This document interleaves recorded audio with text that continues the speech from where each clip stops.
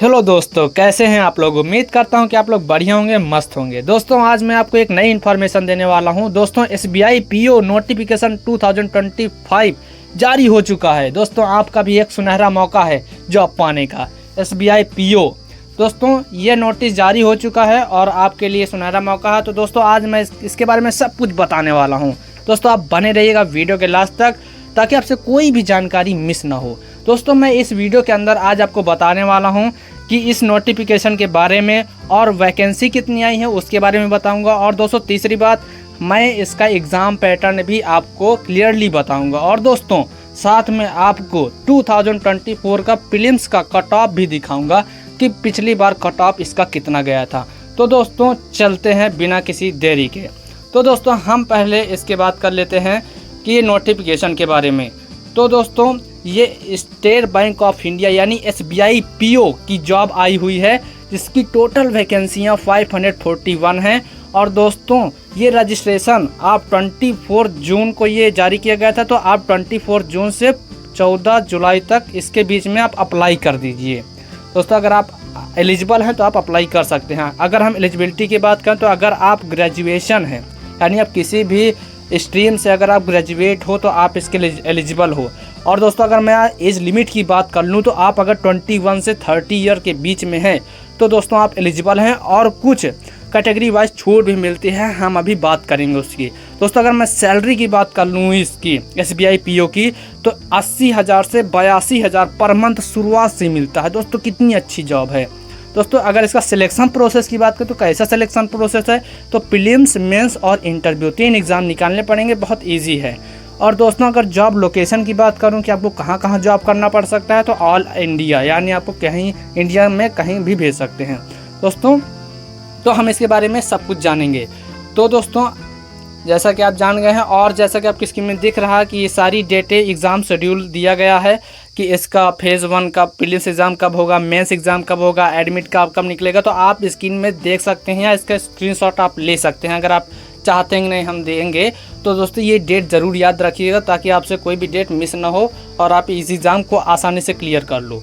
तो दोस्तों आगे बढ़ते हैं। तो दोस्तों जैसा कि आपको स्क्रीन में दिख रहा होगा कि मैं वैकेंसी के बारे में बताने वाला हूं। तो दोस्तों टोटल वैकेंसी जैसा कि आपको मालूम है कि 541 वैकेंसी आई हैं। तो दोस्तों अनरिजर्व्ड के लिए यानी जनरल के लिए 203 वैकेंसी आई हैं और एससी के लिए 80 और एसटी के लिए 73, ओबीसी के लिए 135, ईडब्ल्यूएस के लिए 50। यानी टोटल वैकेंसी देखा जाए तो 541 वैकेंसी होती हैं, जिसमें 500 रेगुलर वैकेंसी तो आती ही रहती हैं।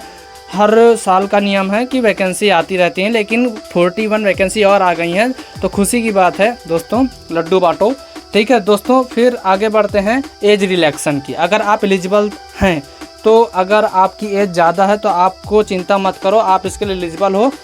तो दोस्तों अगर आप ओबीसी से हैं तो आपको 3 साल की छूट मिल जाएगी। और अगर आप एससी एसटी से हैं तो आपको 5 साल की छूट मिल जाएगी, ठीक है। और अगर आप पीडब्ल्यूबीडी से अनरिजर्व्ड यानी ईडब्ल्यूएस यानी आप जनरल से आते हैं तो आपको 10 साल की छूट मिल जाएगी। अगर पीडब्ल्यूबीडी अगर ओबीसी से हैं आप तो आपको 13 साल की छूट मिल जाएगी। अगर आप पीडब्ल्यूबीडी एससी या एसटी से हैं तो आपको 15 साल की छूट मिल जाएगी। अगर आप एक सर्विसमैन है तो आपको 5 साल की दोस्तों छूट मिल जाएगी।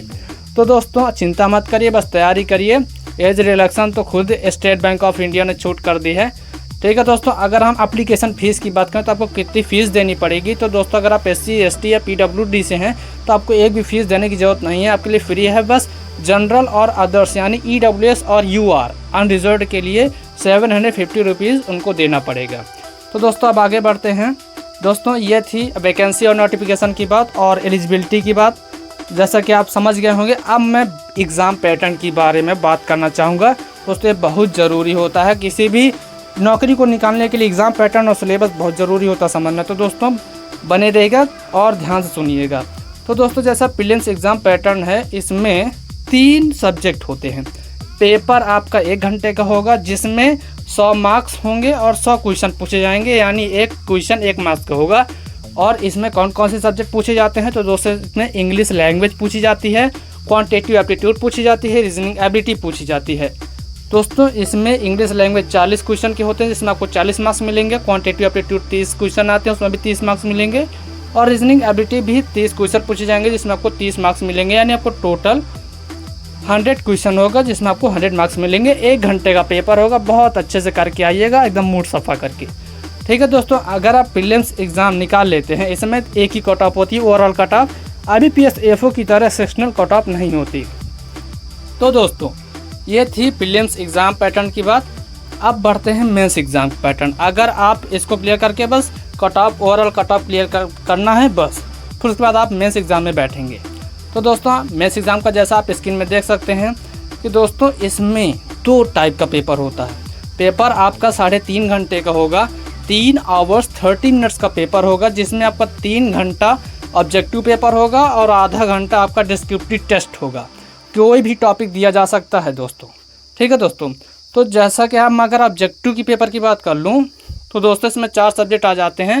Reasoning and computer aptitude, data analysis and interpretation, general economy या बैंकिंग अवेयरनेस और इंग्लिश लैंग्वेज। 4 सब्जेक्ट हैं जिसमें से टोटल क्वेश्चन इसमें पूछ जाते हैं 170 और मैक्सिमम यानी टोटल आपको मार्क्स इसमें मिलेंगे 200।